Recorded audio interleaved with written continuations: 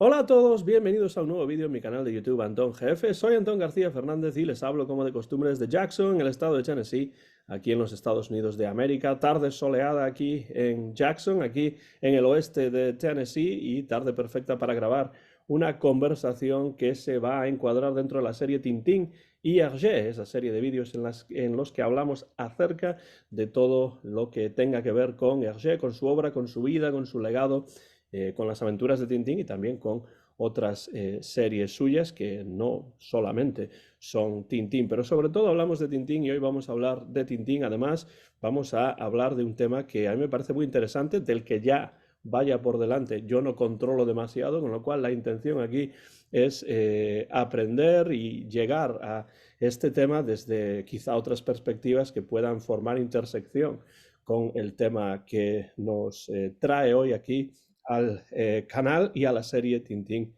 y Hergé, que es el tema de Tintín, Hergé y la economía. Y este va a ser un primer vídeo dentro de una serie en la que vamos a tratar de temas relacionados con la economía y con pues todo lo que esté relacionado con ella. Y para ello vamos ya a dar la bienvenida. Está en Madrid, al otro lado de la línea cibernética, es profesor de economía, muy interesado en la docencia de la economía y además es un tintinófilo, con lo cual es la persona perfecta para aparecer hoy en este primer vídeo acerca de Tintín y la economía. Ramiro Castillo, bienvenido a Tintín y Hergé, bienvenido por supuesto al canal Antón Jefe y te doy las gracias por estar aquí. Bueno, Antón, lo primero, darte las gracias a ti porque soy un gran fan del canal. He seguido el directo de 6 horas religiosamente y Y bueno, además has participado también con preguntas. sí, participé con los comentarios y aprendí mucho, como he aprendido mucho en todo lo que has ido subiendo. Y de hecho es que te iba a plantear también que decías de aprender de lo que yo cuento. Bueno, creo que el que voy a aprender soy yo a través del diálogo, porque yo lo que voy a intentar aportar es pues, la perspectiva de la economía. Voy a meter alguna cosa de historia del pensamiento económico, alguna cosa de historia de la economía al tema que vamos a desarrollar. Y pues querría también saber un poco tu opinión sobre lo que voy contando y hacer una conversación un poco complementaria. También te quiero decir que yo me siento ahora mismo pues como los hobbits antes del concilio de Elrond, con todas las ganas y estando invitado a un sitio pues que para mí pues, es un sitio que admiro mucho. Entonces, pues bueno, que espero estar a la altura, pero vamos, que de verdad reiterar en esta primera intervención el agradecimiento pues, por haberme invitado y por todo el material que nos ha subido en este tiempo. No, no, gracias a ti por estar aquí y desde luego me alegra que te gusten los vídeos, que te guste el canal y es un placer para mí poder darte la bienvenida a este espacio tintinesco para hablar de un tema del que yo creo que se ha hablado bastante poco pues, en YouTube y en general, que es la relación de Tintín y Hergé con la economía en diferentes facetas, diferentes sistemas y bueno, de esto vamos a hablar. Hoy va a tocar hablar específicamente sobre la visión que Hergé tenía del capitalismo y también de los totalitarismos. Pero antes de entrar en materia, Ramiro, a quien por supuesto podéis encontrar en redes como por ejemplo Twitter como Mr. Rami, @ecorami, y ahí pues están todas las disquisiciones que él va publicando en muchos casos relacionadas con la economía, claro, porque es un tema que le interesa especialmente. Pero me gustaría, antes de empezar a hablar, Ramiro, que nos hablases un poco de cómo nace tu interés por la economía, por un lado, y después también por la obra de Hergé. Sí, bueno, primero voy a hablarte de la obra de Hergé, porque como muchos de nosotros, viene pues de mis padres. Mis padres me compraron pues unos volúmenes con todas las aventuras de Tintín y esas cosas de la infancia no se olvidan. La infancia es la patria de uno, como decía Miguel Delibes, y la verdad es que decía el otro día Narbona también que se ponía con un tazón de Nesquik a, a leer las aventuras de Tintín y esa es un poco, de ahí también me viene a mí la pasión. de leer los libros de Hergé fascinado cuando era un niño y luego redescubrir las sucesivas lecturas cuando he sido más mayor, que me enamoraron de toda esa galería de secundarios que comentaremos.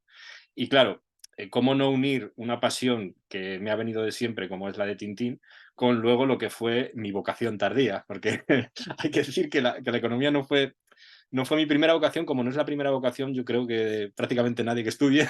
De hecho, yo me preocuparía si un niño me dice que quiere ser economista, así a priori, porque seguramente lo asimile con ser rico o algo así, cosa que obviamente no es acorde a la realidad. Pero vamos, que el tema de la economía me vino un poco después, casi me metí en la carrera un poco que era una carrera flexible, porque no sabía muy bien qué hacer, pero enseguida me enamoré. Y me enamoré sobre todo de la historia del pensamiento económico y de todo lo que la economía podía decir sobre la sociedad. Y sobre todo luego, lo que aprendes mucho con economía, ya iremos comentando a lo largo de los vídeos, yo creo que es humildad. Humildad de que una persona o un grupo de personas tiene muy difícil cambiar la realidad, porque la realidad es muy compleja y tener una visión como la que tiene el economista de cómo se puede analizar esa realidad es el primer paso para luego poder cambiar. Si tú no conoces, luego no puedes actuar en tu pequeña faceta para cambiarlo. Entonces eso me sedujo mucho de la economía. Y como economista, como profesor de economía, como persona muy interesada en la docencia de la economía, que continuamente está leyendo sobre el tema, ¿te resulta difícil acercarte a estas obras que en principio se decía que eran para niños desde una perspectiva que sea diferente a la de la economía? Es decir, ¿siempre ves economía cuando lees los libros de Tintín? Sí, yo ya tengo los anteojos del economista puestos y me cuesta a veces quitármelos. Eso lo hablo mucho participo en otro podcast que es el de Joan Tubau de Capital y los dos tenemos la misma cosa, que es que cuando comentamos cualquier tipo de obra, nos reconocemos los dos en verlo como, como economistas y a veces nos parece bien y otras veces pues también echamos en falta una perspectiva externa y eso me lo da muchísimo vuestro canal, el poder acercarse a diferentes ámbitos. Yo creo que el de la economía es interesante, pero es que me quedo fascinado cuando habla cualquier otro tipo de especialista en un tema sobre Tintín. Y como decía Narbona también en lo de las 6 horas, creo que eso lo debería incluso fomentar la Mulensart, los que tienen la propiedad de los contenidos de Tintín, debía fomentar que expertos en distintos ámbitos hablaran sobre Tintín, porque es fascinante aproximarte a una obra tan rica de esa manera. Sí, para mí desde luego ha resultado muy enriquecedor. Yo había empezado esta serie de vídeos simplemente como un divertimento personal y bueno, pues a lo largo de los años y poco a poco y con el interés de diferentes personas, pues se ha ido enriqueciendo, ha ido creciendo y yo he tenido la oportunidad de conocer a personas muy interesantes que, como tú, por ejemplo, que de otra manera pues no habría podido conocer. Así que esa es una de las partes positivas de las redes sociales, es una de las partes positivas pues de cuestiones culturales de este estilo, como pueden ser la literatura, el cómic, el cine, etcétera. Y en este caso, pues me permitirá entrar un poco en el mundo de la economía, que es un terreno poco conocido para mí. Y yo creo, Ramiro, que para entrar en materia quizá tendríamos que hablar un poco de cuál es ese contexto ideológico y económico en el que estaba inmerso Hergé cuando crea Tintín a finales de los años 20, en un lugar muy específico y en un periódico muy específico también. Estamos hablando de Bélgica y del XXe siècle, un periódico conservador, católico, etcétera. Y bueno, pues a partir de ahí podemos ir entrando en materia. Es decir, ¿qué importancia piensas tú que tiene ese contexto histórico, social, económico en el que estaba inmerso Hergé en esos momentos cuando crea Hergé y lo envía nada más y nada menos que al país de los soviets? Pues mira, yo la primera aproximación que creo que se puede plantear es que uno de los grandes economistas de la historia, que fue Karl Marx, quizá en una de sus mejores obras, que es el 18 de Brumario de Luis Bonaparte, en el inicio, tiene condensada casi la visión que yo creo que hay que adoptar para esto que me dices, que es que las generaciones pasadas oprimen, en el prólogo viene a decir que las generaciones pasadas oprimen con fuerza el cerebro de los vivos. Es decir, que Hergé al principio está totalmente condicionado por el lugar en el que nace, que es una Bélgica en el que además está en una sociedad católica bastante conservadora, como bien dices, y yo creo que se puede interpretar las aventuras de Tintín como una huida de Hergé de ese momento inicial en que está súper condicionado, porque prácticamente el padre Valet El padre Walez es el que al principio le sugiere la aventura de los soviets, luego en América lo mismo. Entonces, una huida de Hergé que se va liberando de esas trabas, entre comillas, o de esas ataduras que tiene de la tradición hacia una situación en que es mucho más libre de expresar y tiene muchas más inquietudes por expresar su propia individualidad. Entonces, en el contexto económico estamos hablando de una Bélgica que viene muy condicionada también por el periodo anterior de reinado de Leopoldo II, que establece un régimen genocida en el Congo, vamos a ser claros. Establece un régimen, además, que está basado en una élite que gobierna de alguna manera el país y es una élite totalmente extractiva. Y Hergé pues hereda todo eso y tiene también tiene un contexto católico que yo creo que condiciona totalmente la visión que tiene de los soviets y por otro lado también del capitalismo. Pero bueno, yo creo que eso lo iremos desarrollando poco a poco. No, a mí me parece interesante esto de romper con el pasado porque esto es algo que se puede comprender si vemos la obra de Hergé desde un punto de vista diacrónico, es decir, pasando el tiempo, pues vemos esas evoluciones. Pero claro, criticar como se ha criticado Hergé con tanta fuerza por álbumes como por ejemplo el de los soviets o el del Congo, que son los primeros álbumes en los cuales pues tiene una visión muy limitada porque también la investigación que hace y las fuentes a las que tiene acceso o las fuentes que utiliza son también muy limitadas, me parece un poco, por lo menos, injusto, ¿no? Sí, de ahí la importancia de contextualizar. De hecho, el propio Hergé en las entrevistas con Uma Sadul dice claramente que sus primeras obras pues, son casi encargos y que no les da mucha importancia en términos de que esté expresando ahí su propia ideología. Luego, obviamente, tiene un montón de clichés respecto a pues, una actitud paternalista en el Congo. Bueno, esto son cosas que en general se hablan. Y desde el punto de vista del economista, lo que pasa es que no se adapta al contexto. Es decir, él tiene una posición de partida de su catolicismo y de prácticamente también una información muy sesgada que le llega a través de los materiales que le va suministrando pues gente de su entorno. Y a mí lo que me parece muy interesante y muy valorable de Hergé es que voy a convertir un poco la crítica en una alabanza. Lo que me parece muy interesante es tener la inquietud y la curiosidad de cambiar eso y cómo cambia, que es lo que vamos a ir viendo, cómo cambia de esa concepción inicial y cómo se va adaptando a un contexto, cosa, por decirlo así, que también deberían aprender mucho los economistas, adaptarse al contexto en vez de hacer reglas generales. Eso ha sido uno de los grandes problemas de la economía en el siglo XX, que es tener la arrogancia de ser una especie de Hergé de los primeros álbumes, es decir, de caricaturizar los sitios en los que ibas a hacer propuestas de desarrollo económico. Y realmente hay que adaptarse al contexto. Entonces, Hergé te enseña también eso, a conocer bien, a partir sobre todo del Loto Azul, a conocer bien el contexto, a documentarte antes de proponer cualquier tipo de política. Esa es una de las ideas, por ejemplo, que yo saco de las aventuras. Ujú. Sí, una cosa de la que habíamos hablado antes de grabar es el hecho de que Hergé durante pues realmente todos sus álbumes es un hombre que a pesar de su extracción y a pesar del lugar del que viene, eh, es un hombre que introduce en su obra esta idea de duda, ¿no? Y creo que eso es importante porque aunque pueda parecer en los primeros álbumes que Hergé es una persona dogmática porque presenta la URSS de una manera o presenta pues el Congo de tal o cual manera, en realidad si uno lee con cuidado se da cuenta a lo largo de los álbumes que lo que hace Hergé es realmente sembrar la duda acerca de diferentes temas. ¿Cómo se puede ver eso? Es decir, ese es un elemento quizá que lleva a Hergé a tratar de romper con ese molde del que viene o Sí, cómo ves tú eso? sí, estoy completamente de acuerdo. La duda es una de las cosas que más admiro de Hergé. Yo te cuento un poco mi trayectoria como intentando aprender algo de economía. Al final es que he llegado a una conclusión parecida a Hergé en términos de que empiezas a dudar de todo. Empiezas con una posición bastante radical, entre comillas, sueles tener una visión del mundo bastante rígida y poco a poco esa visión del mundo rígida se va convirtiendo en dudas. Es que yo creo que es el paralelismo claro de la obra de Hergé y me hace admirarlo más al leerlo de mayor. Y esas dudas, obviamente, se ven en la última trayectoria, eso lo comentas mucho con Archie Haddock voy a referirme bastante a la charla que hicisteis sobre posmodernidad. Comentáis bastante cómo esas dudas están muy presentes en la última trayectoria del dibujante.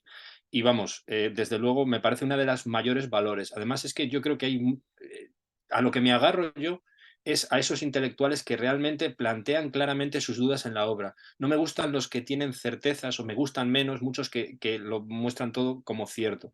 Por eso yo soy un gran admirador de Albert Camus, porque Albert Camus en sus obras muestra las dudas que va teniendo cuando va haciendo determinadas afirmaciones, y creo que hay un paralelismo con Hergé en que se agarra a unos valores. Es decir, muestra dudas, pero se agarra a unos valores. Y Hergé, ya lo habéis comentado en los vídeos, pero se agarra mucho a la amistad, se agarra mucho a los valores del compañerismo, a ese scout desmilitarizado que tú has dicho alguna vez. Entonces, las dudas combinadas con agarrarte unos valores hace que no caigas en el nihilismo, y yo creo que es una conclusión maravillosa que nos lega Hergé en su obra. Y además se separa de su vida personal, porque creo que las dudas que suscita en la obra llevan a Tintín a emprender caminos virtuosos que quizá puedan o no corresponderse con lo que él hace en vida, pero respeta al personaje. Creo que es muy importante eso, del respeto a los personajes de Hergé, pero también es muy importante esa idea para entender la obra de Hergé. Es muy importante entender que Hergé se aferró siempre a esos valores. Es decir, podemos dudar de algunas de las acciones que tomó Hergé en su vida privada o incluso en su vida pública, en su vida profesional incluso. Podemos dudar algunas veces de cuál podía ser su ideología, si era tal o cual cosa, si era tal o cual otra cosa, pero de lo que no se puede dudar nunca es de que esos valores que están presentes y que fueron muy importantes para él ya en sus inicios, en su formación como persona, cuando era joven, y que tienen que ver con el escultismo, pero que tienen que ver también con otros valores católicos eh, que aprendió ya de muy joven y de los que nunca se desembarazó. Es casi como si fuese un ancla que mantiene viva la esperanza de que sí puede haber un cambio dentro pues, de la historia en general o de la vida personal de Hergé e incluso dentro de la obra, ¿no? Sí, y aquí, de nuevo, poniéndome las gafas del economista, yo, esto ya es una opinión propia, pero creo que anticipa muchas de las conclusiones que puede sacar un economista mirando el siglo XX. Es decir, Hergé anticipa que o te agarras a una concepción ética férrea de la situación, o si no, puedes caer en un nihilismo también en economía. Es decir, tú al principio puedes creerte los grandes relatos de esos totalitarismos que lo que hacen es conseguir una especie de nirvana futuro, en el caso del comunismo, o ya yo es que no quiero ni llamarlo nirvana en el caso del fascismo, pero una sociedad que supuestamente consigue algo para las personas que viven en ella. Entonces, Hergé desde el principio, esto sí que lo creo, se da cuenta que esa anulación del individuo que el totalitarismo lleva es algo negativo, y eso en economía se ve muy claro. Es decir, el intento de entrar en la vida personal individual de los individuos acaba al final normalmente en regímenes que son totalmente autoritarios en los que las libertades no funcionan. Y eso está en Hayek, por ejemplo, en El camino de servidumbre de Hayek, en los años 40 está. Y claro, es que se puede trazar un paralelismo con lo que hace Hergé, pero es que Hergé empieza antes. Uh -huh. El Ye, en los años 30, en el cetro de Ottokar, está clarísimo que ofrece una visión sobre lo que va a hacer una sociedad totalitaria que es muy interesante. ¿Por qué cito el cetro de Ottokar y no anteriormente, por ejemplo, la visión pesimista de los soviets? Pues porque en un caso es más una cosa panfletaria, y en el cetro de Ottokar yo ahí ya veo una evolución y veo al verdadero Hergé. Ya no es tanto alguien que recibe información pasivamente y tiene mucho talento en contarla. Entonces, yo creo que la visión de los años 30, a pesar de que luego fue acusado de colaboracionismo, tiene mucho de percepción anterior de lo que iba a ocurrir, y también en economía. Y Uh casa -huh. mucho con lo que ciertos economistas decían. También, y cuando cito a Hayek, también podría citar a su rival intelectual en economía, que fue Keynes, que en términos de la libertad personal estaba muy de acuerdo con él. Es decir, tanto a izquierda como a derecha hubo una serie de economistas relativamente visionarios que pusieron por delante la libertad de los individuos en términos de que no fueran coaccionados por el Estado hacia unos fines que no se conocían, y yo creo que Hergé lo anticipa clarísimamente. Pero ¿no te parece que todos estos sistemas económicos parten siempre de una idea, de un elemento que es sobre todo idealista y que después choca con la realidad? Quizá de ahí viene, de ese choque entre esa visión idealista desde un punto de vista económico de la realidad y la propia realidad, que no es fácilmente maleable. Quizá de ahí viene esa sensación de desilusión que a lo largo del tiempo invadió a Eugene. Así es, y de hecho, lo que dices tú, creo que se tiene que completar con una visión ética férrea, que ese idealismo lo una al respeto escrupuloso por determinados valores relacionados con la vida humana. Porque en el momento que pienses que el fin justifica los medios, ahí estás perdido. Mm. Eso se podría enlazar con Albert Camus, que yo creo que fue una figura en ese sentido muy relevante, y se puede enlazar también con toda una serie de teóricos económicos que pensaban que podían llevar a cabo, por ejemplo, un comunismo de mercado, no un comunismo de mercado, sino un socialismo de mercado.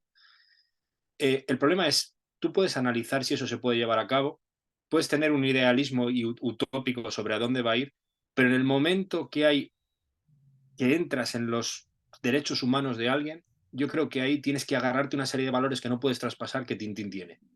Ujú. Entonces, yo creo que a lo largo de toda la obra, ese respeto por las minorías, esa visión de los indios americanos como explotados por el capitalismo americano, esa visión contraria al imperialismo, contraria al hecho de que tú te aproveches de alguien para extraer los recursos. El trasunto de la guerra del Gran Chapo, por ejemplo, en La Oreja Rota, del Gran Chaco, que él la llama del Gran Chapo. Ujú. Todo este tipo de cosas, yo creo que en ellas Hergé está muy acertado en decir que hay una serie de valores que, sea el sistema económico que sea, no puede ignorar por una especie de bien mayor hipotético que va a llegar en el futuro.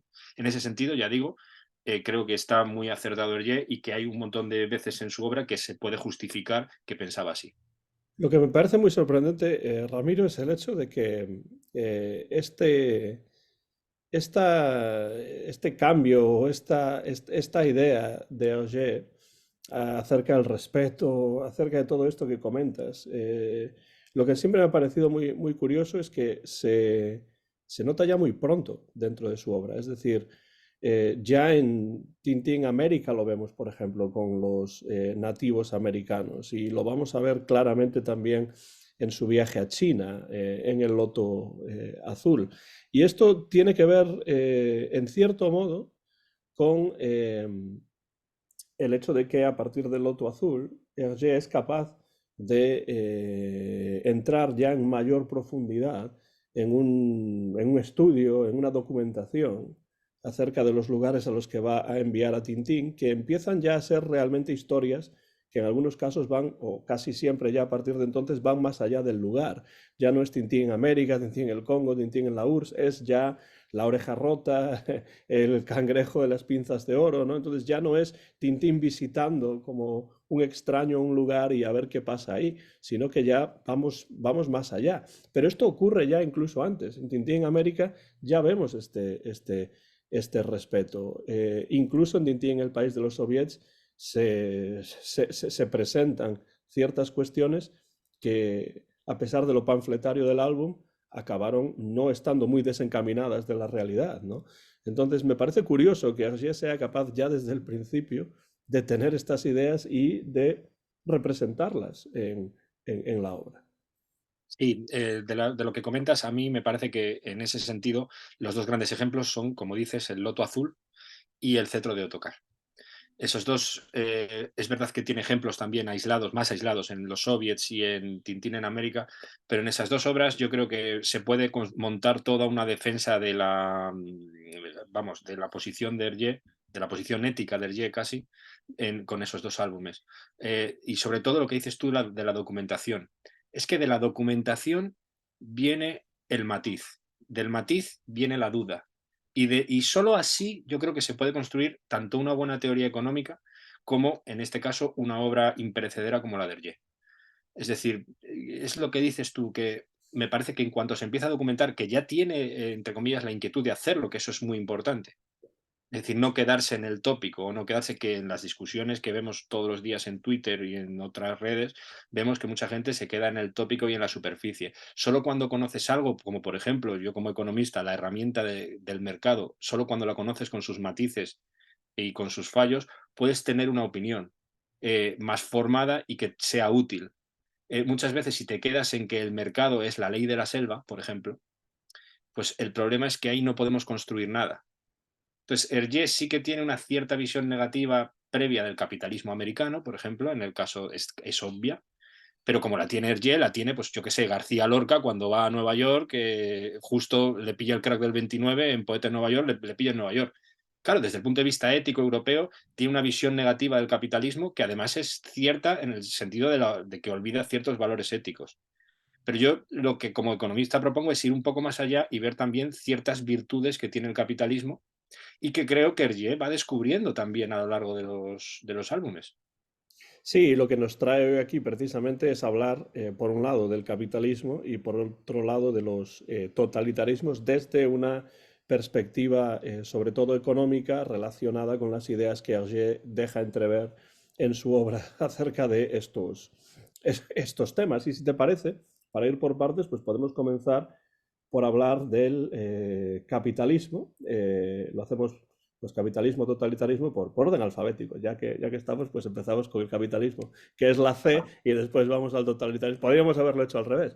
Pero lo que está claro es que, como tú dices, Ramiro, Hergé presenta en muchas de sus obras, como muchos de sus contemporáneos, por otra parte, porque yo Sí, siempre pongo el ejemplo de un compatriota suyo, que era Jacques Brel, el cantante belga, que grabó durante los años 50, 60 y 70 hasta su muerte, y también en su obra se ve un desprecio, una duda y una visión muy negativa del capitalismo. ¿En qué piensas tú que se basa esta crítica de Hergé al capitalismo? Es decir, ¿por qué a Hergé no le convencía de todo el capitalismo? es totalmente comprensible porque además es que ya digo que es el contexto de los años y el contraste también entre lo que ve en Europa y lo que ve en Estados Unidos y aparte también su educación católica. Es decir, a los intelectuales católicos de toda Europa no les hacía ninguna gracia el capitalismo por ese abandono de los valores. Claro, desde el punto de vista de alguien que estamos ahora mismo, o de un economista que estudia cómo se ha desarrollado el siglo XX y que estudia con una perspectiva más de largo plazo, lo que ocurre es que el capitalismo también es el responsable del gran crecimiento que se ha producido desde la revolución industrial hasta ahora. Entonces tiene también una serie de virtudes que en ese, yo creo que Hergé no resalta en la obra, sobre todo en Tintín en América, sino que se centra, lo que te digo, en esa pérdida ética. Y a la respuesta a lo que dices es que yo creo que es debido precisamente al contexto que heredado de la visión escéptica que los católicos tienen de la pérdida de ética y de que él vale todo y que aquello es la ley de la selva. Es verdad que trasluce una cierta admiración, yo creo, de Hergé por Estados Unidos, un cierto deslumbramiento en Tintín en América. Esto lo dice Rafael Narbona en una de las charlas que habéis tenido. Y yo creo que es cierto, que si tú lees entre líneas de ese encargo, hay una cierta, hay una visión negativa, pero hay un cierto deslumbramiento con la sociedad americana. Un poco más adelante, también me gustaría no olvidarme de citar que en la propia vida de Hergé, el hecho, por ejemplo, de que Raymond Leblanc, un emprendedor, eh, diera un paso adelante, es clave para que ahora mismo disfrutemos de las aventuras de Tintín. Ujú. Entonces, yo creo que esos detalles que están dentro de una sociedad capitalista, como que un emprendedor pueda hacer ese desarrollo que nos ha legado algunas de las mejores obras, no hay que olvidarlo. Cuando vemos una visión negativa, es verdad que Hergé también podría haber reflexionado sobre que en su propia vida el capitalismo ha tenido una importancia buena para que su obra llegue.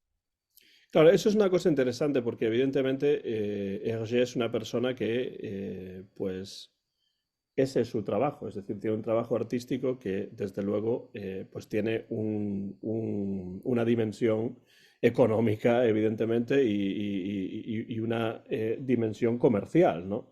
Quiero decir que él no hace sus aventuras de Tintín simplemente para publicarlas en la hoja parroquial y ya está, ¿no? Sino que realmente construye todo, no voy a decir un imperio, pero sí una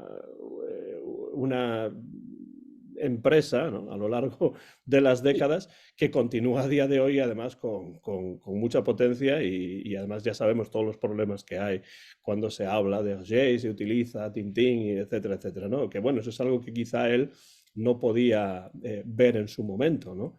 Pero evidentemente lo que a mí me interesa de Hergé en relación con el capitalismo es que yo entiendo que una persona de su extracción y una persona en el lugar en el que está, en el momento histórico en el que está, pues tenga sus dudas sobre el capitalismo. Pero es muy positivo también que a pesar de esa visión negativa, sí que haya elementos positivos porque él se da cuenta, al fin y al cabo, de que esto es algo que está fuera de su alcance, el poder cambiar esto. Simplemente lo puede reflejar y lo puede reflejar, yo creo, en las diferentes facetas que puede tener en este caso el capitalismo. Algunas positivas y otras, quizá las más para él, negativas. Eso es lo que me gusta de José, que realmente hace un poco como Cervantes, no te da una respuesta, sino que deja que tú llegues hasta ella después de leer la obra y pensar. Lo que pasa es que El Quijote no era un libro para niños, supuestamente, pero las aventuras de Tintín en principio estaban pensadas o estaban vendidas de tal manera que iban dirigidas a los niños, pero evidentemente van mucho más allá. Sí, Archie Haddock, en una de las charlas que tuvo contigo, cita de la entrevista de Numa Sadul una parte en la que Hergé es muy claro y en la que dice que está en contra de la sociedad del consumo, está en contra, que es una visión que a mí me parece que además comparte con mucha gente, sobre todo en los años 60 y 70. Y aquí sí que me gustaría decir algo que me llamó la atención como economista. En la trayectoria de Hergé, la trayectoria de Hergé como dibujante coincide primero con una época de crisis clarísima del capitalismo, que es el crack del 29. Después del crack del 29 viene la Gran Depresión. Entonces ahí el capitalismo es visto no solo como éticamente reprobable, sino como algo fallido, y por eso mucha gente se agarra a las falsas esperanzas de los totalitarismos. Pero lo que me llama la atención es que entre el 50 y el 73 se llama la edad de oro del crecimiento. Y he estado investigando un poquillo también lo que pasó en Bélgica, aunque ya sé que en un contexto europeo fueron años de crecimiento, y son años de relativa bonanza. Pero sin embargo, a Hergé ya se le ve relativamente pronto bastante desencantado con todo esto que te digo. Y yo creo que es cierto que aunque hubo un crecimiento económico durante esos años, la gente seguía pensando que el capitalismo no había colmado todas sus expectativas y Hergé hace buena muestra de ello en su obra. Sí que tiene algún guiño que a mí como economista me gusta coger respecto a alguna cosa que sí que respeta. Uno de ellos es ese comerciante que obviamente como economista me tiene que gustar, que es Oliveira da Figueira, con el que muestra muy bien también el hecho del marketing y cómo puedes engatusar a alguien para que compre algo que no necesita. Pero es un personaje que sin duda tiene una visión positiva y es un personaje que a todos los tintinófilos yo creo que nos encanta. Es, Y luego es, también es, es como una visión caricaturesca, pero positiva en ese sentido, ¿no? sí, sí, me recuerda mucho Fernand Braudel, que es uno de los grandes historiadores del siglo XX y que tiene mucha relación con la economía. Es el padre de la Escuela de los Anales de Francia, que decía que había que estudiar las ciencias sociales en su conjunto, con lo cual incluía también la economía. Fernand Braudel distingue entre economía de mercado y capitalismo. Y dice que la economía de mercado de esos pequeños vendedores que tú te encuentras, que compiten entre ellos, es positiva y tiene una visión mucho más negativa de lo que es el capitalismo. Y yo he querido ver eso un poco, digo yo he querido ver porque obviamente es interpretar más allá, pero yo he querido ver un poco de eso en Oliveira da Figueira, esa simpatía innata que todos tenemos también por quizá el pequeño comerciante frente al gran pie del capitalismo, que en este caso no conoce de fronteras en la obra de Hergé, y Hergé está completamente todo el tiempo insistiendo sobre esa gente que financia en la sombra las guerras esa gente esos personajes, Gibbons, Dawson, todo este tipo de personas que están ahí. Pazarov, ¿no? Sí, bueno, el comerciante de armas está insistiendo mucho en eso y es verdad que un capitalismo salvaje como el que presenta Ye, pues tiene unas consecuencias muy negativas. Y ya digo que me gusta quedarme con ese punto positivo de la competencia entre el pequeño comerciante que representa nuestro querido Oliveira da Figueira, nuestro querido vecino, Sí, sí. y un amigo fiel de Tintín. Y a eso quería llegar también, porque piensas que quizá una de las razones por las cuales Hergé desconfía del capitalismo, tiene una visión más negativa del capitalismo, ¿crees que una de las razones puede ser que ve el capitalismo como de alguna manera una amenaza para la democracia? Sí, sin duda. Ve una amenaza para la democracia en esa gente que está financiando y que se aprovecha de las guerras y que está vendiendo. Y la verdad es que no puedo decir que no carezca de evidencia histórica. O sea, desde luego la tiene. Y luego, pues bueno, toda la política americana de imperialismo, y me refiero de intervenir en los países de América Latina, que Hergé no disimula los nombres de los interventores, esa Banana Fruit Company, que es un trasunto de una multinacional americana que lo que hace es intervenir para extraer los recursos y poner al que puede ayudarle a extraer los recursos, pues yo creo que, ya digo que tiene una base Hergé para decirlo. Y me parece que además tiene razón en este sentido. En ese sentido, además, la desilusión ya se nota en la oreja negra, en la oreja rota, cuando la guerra del Gran Chapo, es decir, Chaco. Pero claro, estamos hablando en ese álbum de los años 30, pero 40 años después continúa con esa misma idea en Tintín y los Pícaros. Es decir, las visitas de Tintín a Suramérica, excepto cuando se trata de una visita a Perú que es más aventurera que otra cosa, como es el Templo del Sol, pero cuando viaja en la oreja rota y después vuelven Tintín y los Pícaros a ese país imaginario de San Teodoros, está presentando más o menos las mismas preocupaciones con 40 años de diferencia, ¿no? Sí, la diferencia que yo veo, o sea, es completamente cierto. Tengo que decir que, de nuevo, creo que Hergé anticipa ciertas ideas de la economía a las que se llegó relativamente tarde. Ahora está muy en boga en economía las teorías de Acemoglu y Robinson sobre por qué fracasan los países, y ellos dicen básicamente que país que no crea instituciones inclusivas, país que fracasa. Y país para crear instituciones inclusivas en que incluyan en el crecimiento, valga la redundancia, en el crecimiento económico a todas las capas de la población, tienes que conocer muy bien el contexto. Ujú. Y esto además es que es una cosa que es casi una respuesta a lo que los economistas, muchos economistas, erróneamente prescribían a principios de los 90. Estamos hablando ya después, obviamente, de la muerte de Hergé, que era una especie de receta para todos, de receta que era lo que se llamó el consenso de Washington. Entonces, yo lo que creo es que Hergé, en este sentido, esas dudas que tenía en los años 30, desafortunadamente se confirmaron.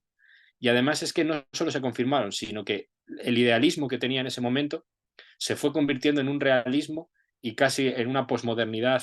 Él nunca va a reconocer que es posmoderno, pero claro, está en una sociedad posmoderna, que es lo que dice Archie Haddock, y realmente yo creo que eso se ve reflejado al final de sus obras en un realismo desencantado. Ujú. Pasa de un idealismo a un realismo desencantado, y en este caso, tú que eres un experto también en el asunto, pues me tiene que recordar al Quijote, claro. Sí, y además es que esa idea misma de la que estás hablando, de las instituciones inclusivas, no deja de ser un cierto idealismo también, desde un punto de vista económico, porque se puede hablar de la necesidad de hacer eso, pero la dificultad va a estar en llevar eso a la práctica, ¿no? Sí, decía Hayek en una de mis frases favoritas que la labor de los economistas es enseñar a las personas lo poco que saben de lo que piensan que pueden planificar. Esa es una idea en la que yo estoy mucho. Por cierto, alguno, mientras estoy citando a Hayek, quizá tenga la caricatura de Hayek como el malvado neoliberal que en determinado momento justificó a la Chile de Pinochet. Bueno, si separamos el gran error, en mi opinión, de Hayek de visitar Chile en un momento en que no debería haberlo hecho, no visitar, sino hacer unas declaraciones muy poco informadas sobre lo que era Chile, Hayek es un pensador mucho más sutil de lo que se pueda pensar. Y esta misma frase que te digo, yo creo que es además se puede aplicar mucho a la conclusión final que llegó Hergé. Ese hombre movido por las circunstancias, ese hombre que está a merced de la marea, que no puede luchar contra ella, yo creo que es una de las conclusiones que llega en, muy posmodernas también, que llega en Tintín y los pícaros. Entonces, el asunto es que la economía lo que te enseña es que cuando quieres hacer esas instituciones inclusivas tienes que tener en cuenta muchas cosas, ser muy humilde, ir haciéndolo poquito a poco y con posibilidad de dar un paso atrás si algo no sale bien. Y enseña una serie de cosas que ya digo que coinciden tanto los economistas como algún politólogo como James E. Scott, que es muy importante en decir que en ser muy escéptico respecto a la posibilidad de planificación hasta llegar a unos ideales. Yo creo que Hergé está dentro de esa onda y es muy meritorio porque estamos hablando de alguien que por su pura inquietud llega a esa conclusión y lo plasma en un álbum y son teorías que estoy hablando de politólogos que han llegado a ellas en los años 90, en el año 2000.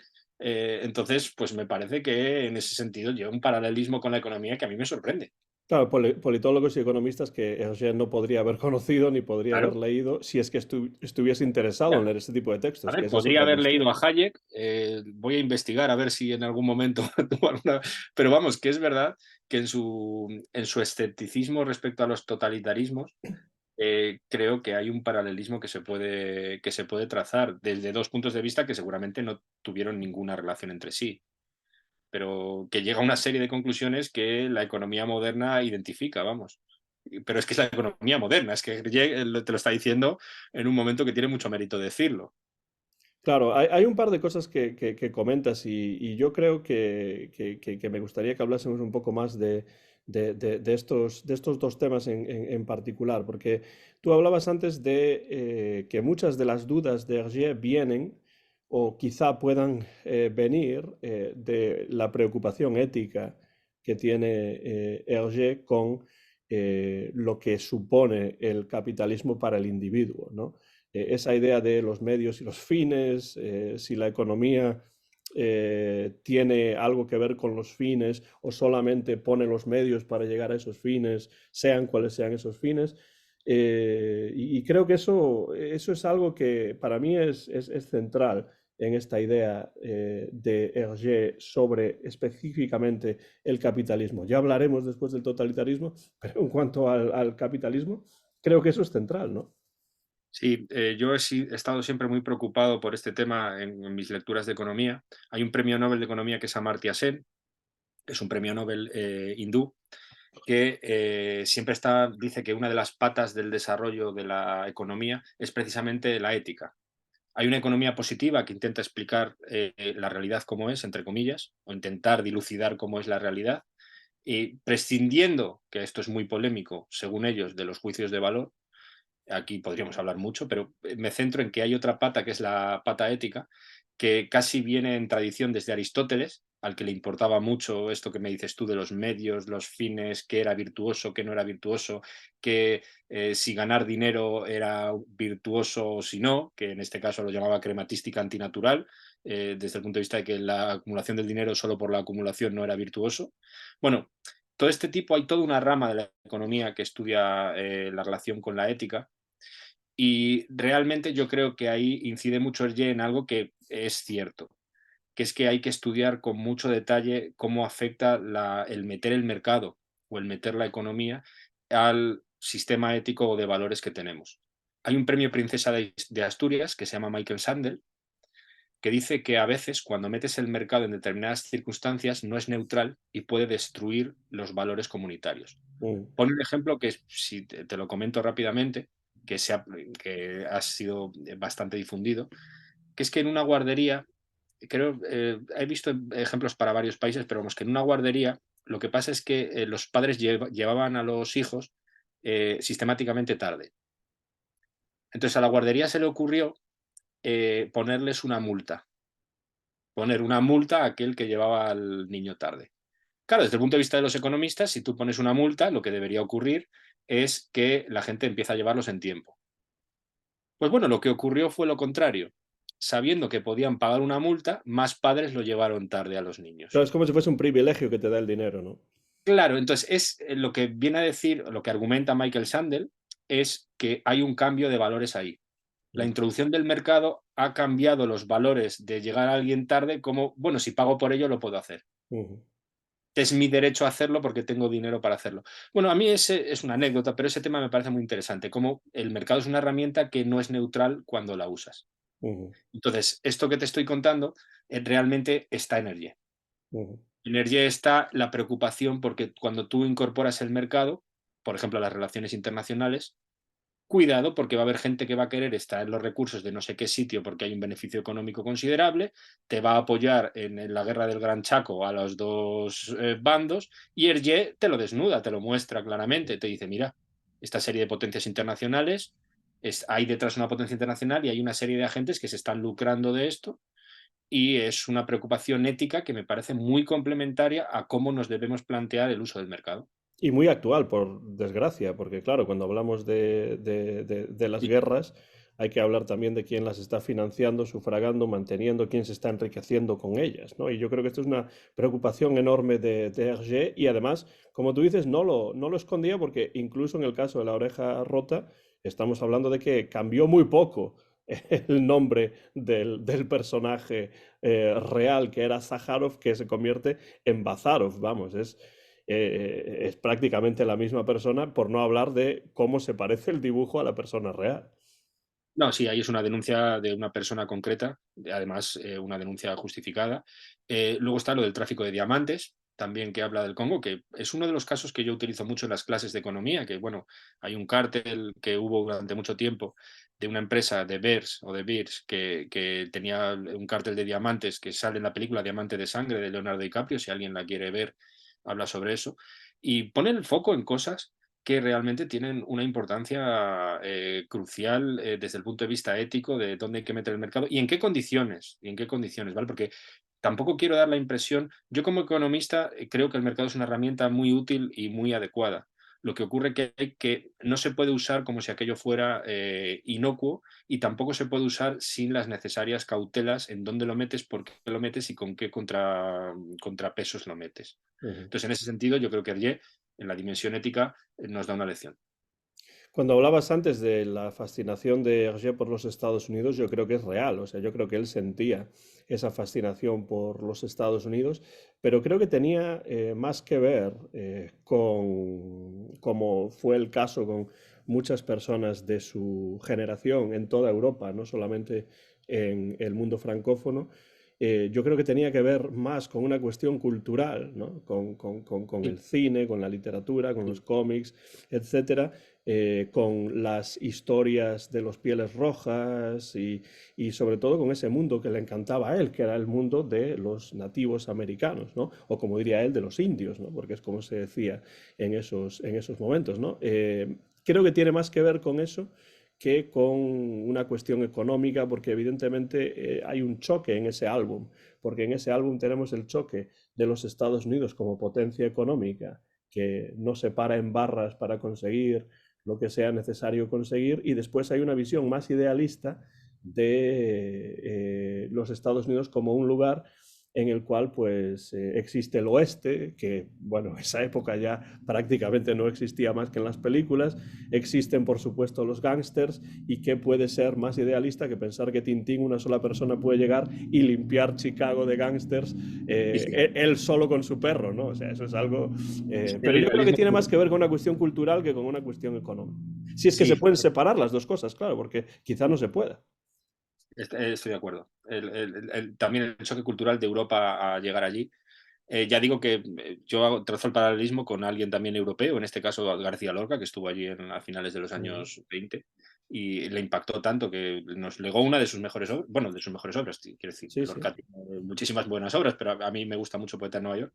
Y luego, sobre los nativos americanos, que no se me olvide que sí que quería comentar alguna cosa porque yo utilizo, creo que es una muy buena manera de ilustrar la importancia de rastrear a quién se le ha dado los derechos de propiedad. Una de las partes que me parecen más tristes de Asterix en América, Asterix digo, de Tintín en América, que es ese momento en que se descubre petróleo, desalojan a un poblado de nativos americanos y ahí surge rápidamente una ciudad. Hay una serie de secuencias ahí muy, muy relevantes. eso es una pregunta que yo siempre me he hecho, porque siempre los economistas hablan de que es muy importante el establecimiento de derechos de propiedad para luego que se pueda desarrollar un mercado. Eso también lo exploró John Ford en El hombre que mató a Liberty Balance. Hay un paralelismo también en otra cosa que luego comentaré sobre John Ford. Pero lo que creo es que Hergé pone el punto en algo clave. Años después, esos derechos de propiedad los tomamos como sagrados. Pero en ese momento, ahí cogiste una serie de personas y las echaste. Ujú. Es decir, el respeto a los derechos de propiedad está muy bien, pero la historia de qué se hizo con esos derechos de propiedad es importante, hay que conocerla. Y Hergé ahí yo creo que tiene un punto muy interesante. Claro, Muy ¿y quién interesante. se, y quién se los llevó? Porque en el momento en el que un europeo blanco es el que ellos piensan que tiene esos derechos, pues entonces lo tratan con cierto respeto y le quieren pagar más y más y más y más. Y cuando se dan cuenta de que son los pies negros, que son nativos americanos, no son hombres blancos, pues ya lo que hacen es traer al ejército y lo sacan de allí y les pagan. Bueno, si les pagan, tienen suerte de que les paguen un poquito, ¿no? Entonces, Así es. creo que hay una crítica desde ese Es punto de vista mi también momento por parte favorito, de... seguramente, aparte de artísticamente me gustan muchos, pero mi momento de Tintín en América favorito es ese, por la denuncia que hace. Y luego quería comentar también un paralelismo con John Ford, que es que en Tintín y los pícaros hay un momento en que, bueno, hay un momento no, el suministro de alcohol a las tropas de Alcázar es lo que a las tropas de Alcázar que están unidas con nativos, vamos, con indígenas, con los arumbayas, el suministro de alcohol es lo que les está impidiendo hacer la revolución. Entonces Tapioca lo que intenta es alcoholizarles para que no... Bueno, esa cosa también la denuncia John Ford en Fort Apache, esos agentes de Indias corruptos y esa política de alcoholizar a los nativos americanos. Y me parece también muy interesante que Hergé ponga el dedo en la llaga ahí. Es otra de las consecuencias también de un capitalismo sin freno, que es el hecho de pues que esas multinacionales tienen ahí un interés en financiar la guerra o en hacer que no se produzca esa revolución o en echar a los nativos de un sitio y utilizan medios como por ejemplo la venta de alcohol. Me llama mucho la atención y creo que también deberíamos comentar la visión de ciertos vicios que tiene Hergé. El juego aparece bastante, es un tema que la regulación económica del juego es un tema que yo creo que también es interesante. Y Wolf, el personaje secundario de la Luna, eh, precisamente tiene problemas y mete en el cohete lunar al malo, a Jorgen, porque tiene deudas del juego. Y luego también está deslizado en el pianista Sí, de Igor Wagner, ¿no? también. Entonces también desliza ese tipo de vicios asociados al capitalismo y que alguien sin escrúpulos puede aprovechar para hacer dinero de una manera que no contribuye a la sociedad, que es hacerlo a través del juego, hacerlo a través del tráfico de diamantes, del tráfico de esclavos, que no hemos hablado, que es en Stock de Coque es fundamental. Pues bueno, todas esas cosas negativas que pueden surgir en una sociedad, y que surgen desgraciadamente, en una sociedad capitalista salvaje, entre comillas, Hergé las muestra muy bien. Sí, y además es algo que va más allá de la pura trama de la historia, es decir, la trama se articula a través de este tipo de cuestiones, el tráfico de esclavos en Stock de Coque, el tráfico de armas en varias obras, el tráfico de drogas en muchas otras también, el tráfico incluso de billetes falsos en la Isla Negra, etcétera.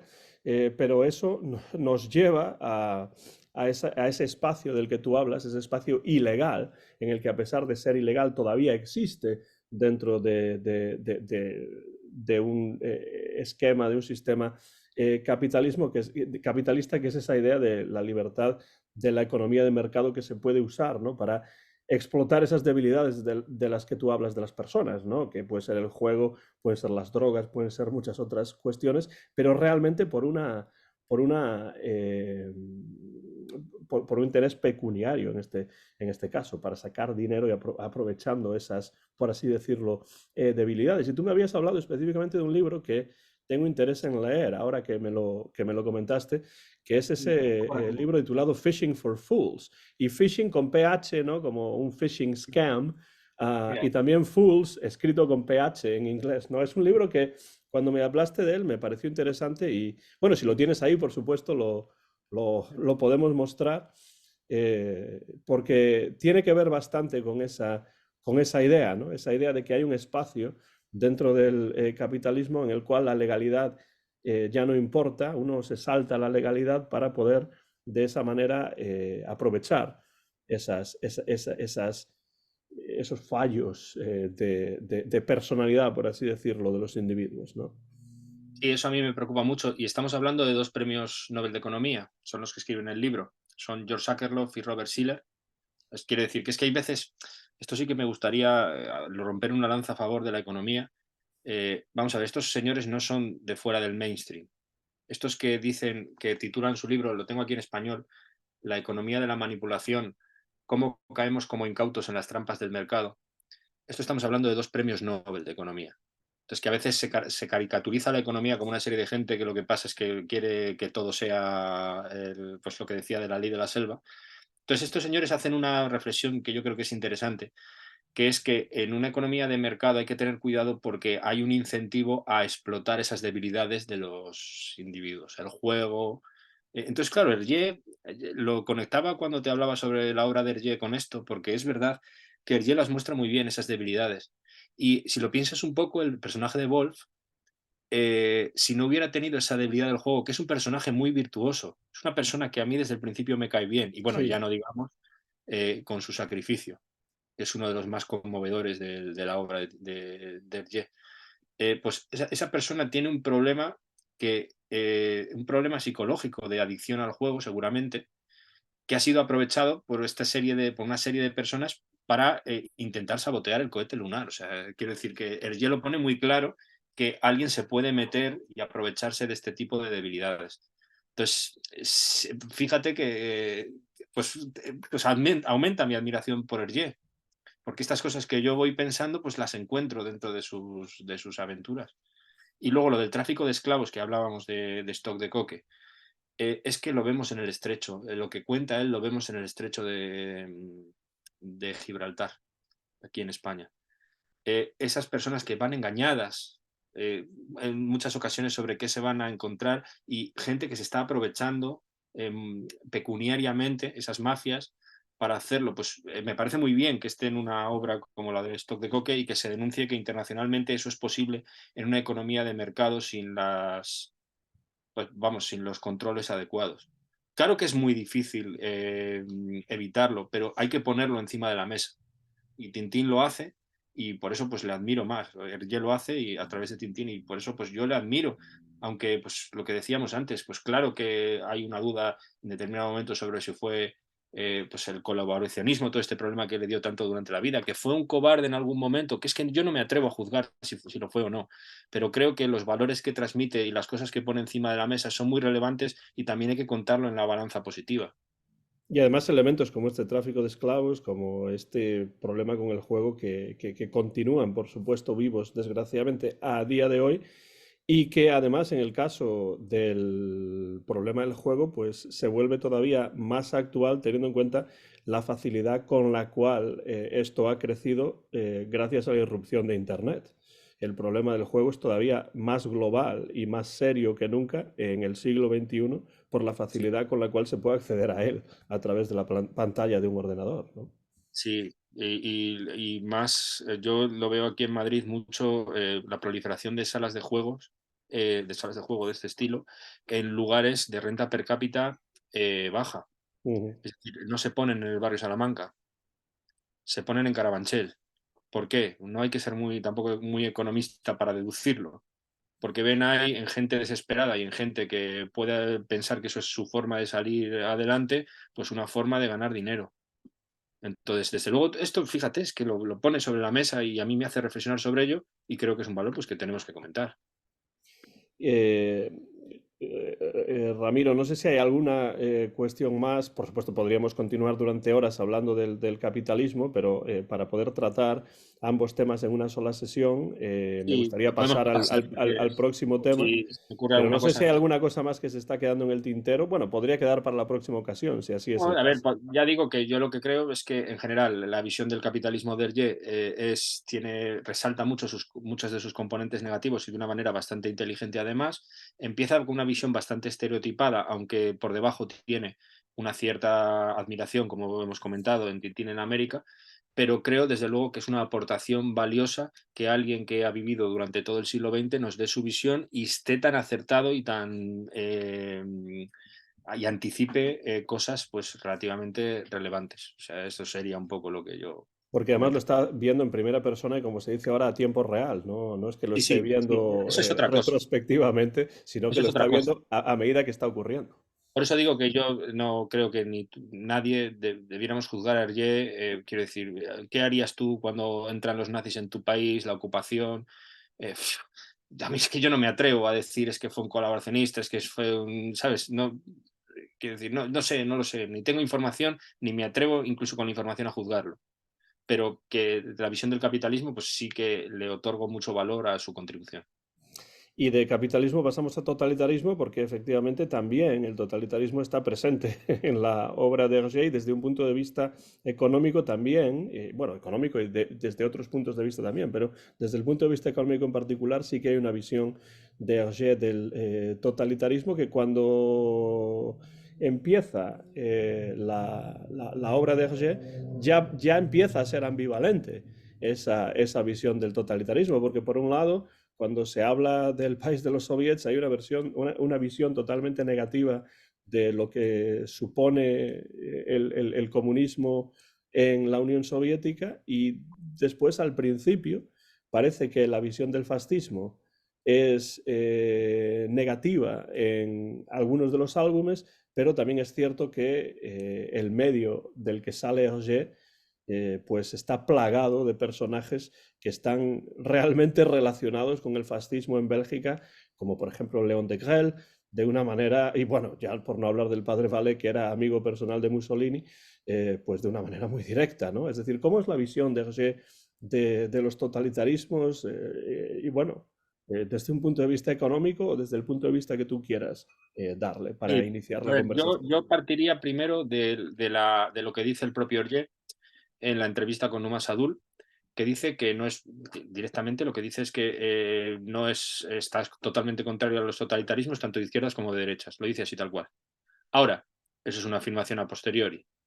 Entonces, claro, las afirmaciones a posteriori, pues desde el punto de vista de alguien que quiera analizar una obra, pues tenemos que irlas comprobando si fueron así a priori. Entonces, yo creo que has hecho un muy buen resumen. El asunto es que, bueno, los economistas plantean un poco este tipo de totalitarismos en la historia económica como falsas esperanzas. Como ya te he dicho, el comunismo y el fascismo y el nazismo como una variedad, por decirlo así.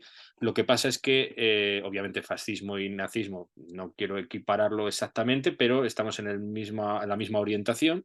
Lo que ocurre es que falsas esperanzas porque en un momento en que se pensaba que la sociedad capitalista había fracasado después de la crisis del 29, de la Gran Depresión, llegan estos y prometen el oro y el moro, pero ya desde el principio justificando la violencia y justificando la intrusión dentro de la vida del individuo. Entonces, ¿qué pasa? Pues que hay, yo creo, lo primero decir que Hergé pues sí que fue visionario en el sentido de que estuvo instintivamente en contra de ambos. En uno de ellos, más panfletariamente y más influido por el padre Valet, que es lo que me cuentas del país de los soviets, clarísimamente. Eso coincide mucho con la visión de los economistas escéptica respecto a la URSS.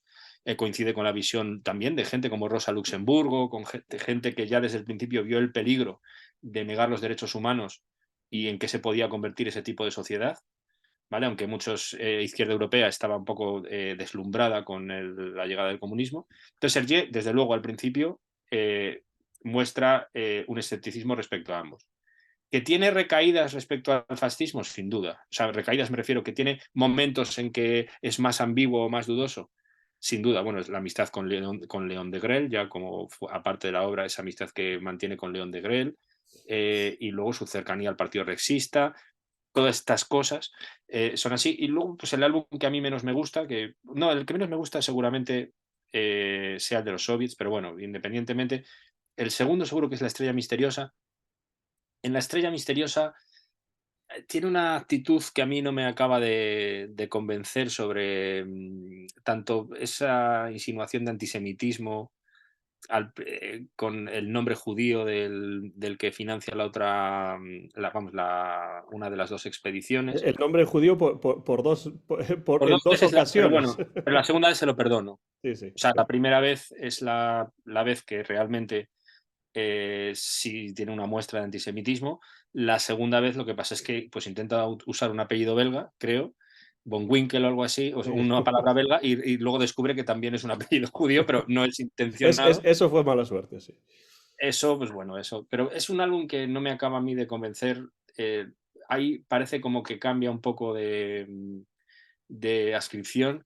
No, es un momento difícil también, ¿no? Ese, No, no, porque no, obviamente. O sea, ya digo que no quiero pronunciarme sobre, porque tampoco yo soy un experto, sobre el colaboracionismo, no. Pero sí, resumiría como una actitud un poco más ambigua respecto al fascismo, aunque yo me quedo con el cetro de Ottokar, personalmente, con esa oposición clarísima a que una potencia extranjera se inmiscuya en una democracia liberal, una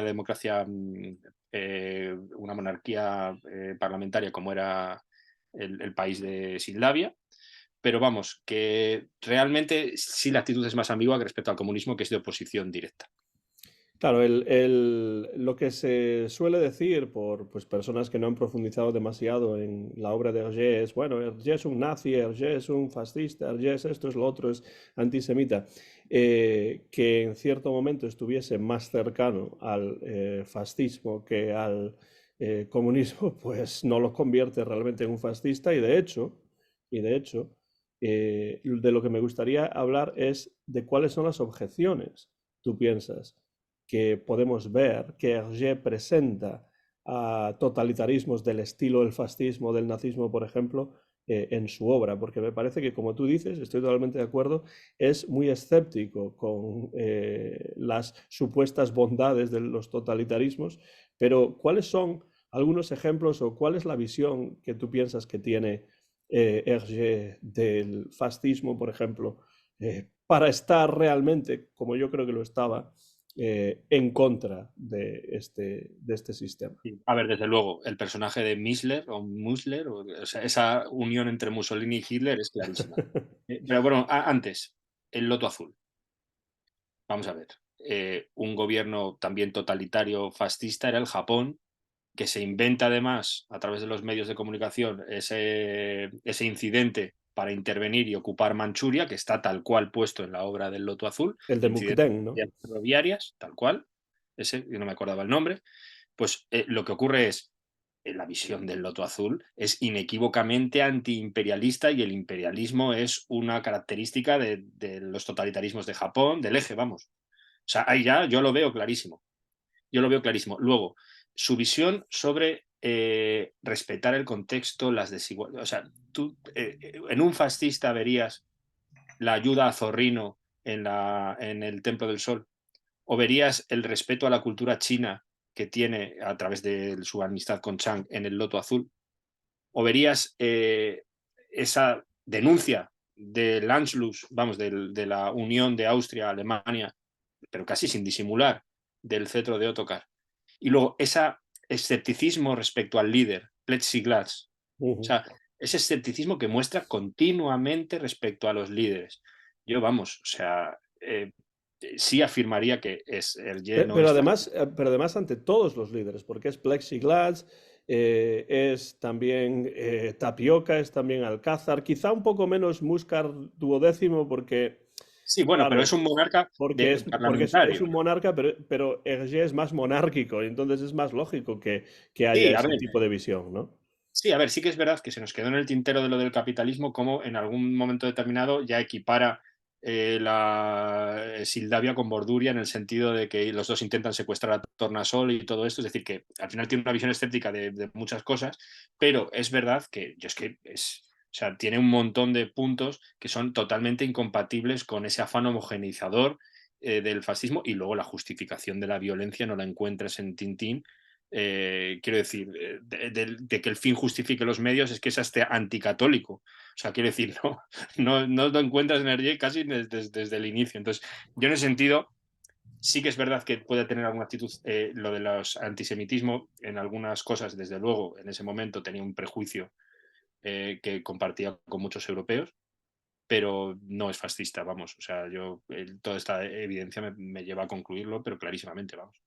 Y habíamos hablado también antes de empezar a grabar de la relación que en este sentido Hergé vuelve a tener con Hayek, ¿no? En cuanto a la idea de la planificación, ¿no? Ese escepticismo que Hayek tiene sobre la planificación económica que puede llevar con facilidad al populismo, que es lo que ocurre claramente en lugares como San Teodoros, por ejemplo, y bueno, Bueno, en otros lugares también. Entonces, esa idea de las políticas económicas, de cómo deben juzgarse las políticas económicas y deben juzgarse por las intenciones y deben juzgarse por los resultados. Ese es un tema que realmente me interesa mucho porque creo que está en Tintín, pero no es tan fácil verlo como quizá pueda ser otro tipo de temas de los que hemos hablado.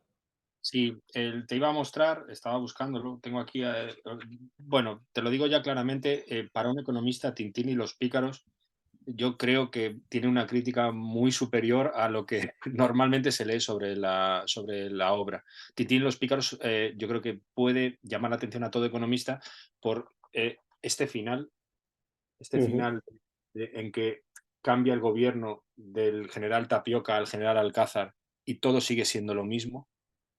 Eso me parece totalmente económico desde el principio hasta el final, porque un economista te diría, el idealismo de uno y otro puede ser distinto, pero esto va a acabar mal. Ujú. Y el Jet te lo dice tal cual después de la reflexión de toda una vida, porque al final el último álbum completo es este. Entonces, el tema de medir lo que son las decisiones por las consecuencias que tienen es algo muy caro al economista, los economistas son muy cercanos a ello, quizá menos que otros filósofos que se dedican más al idealismo respecto a esto, y yo creo que está muy presente sobre todo en Tintín y los pícaros. Ujú. Lo voy a enlazar también con el posmodernismo, con esa situación en la que ya ves a un individuo que está manejado, que no tiene tanta posibilidad de cambio de las cosas, y realmente yo creo que desde el punto de vista del economista es una denuncia de la planificación. Quiero decir, de que una persona planificando, sea Tapioca, Alcázar, no va a conseguir, a menos que no tenga una inteligencia para el diseño de las políticas económicas, nada, y la población va a seguir igual con uno que con otro.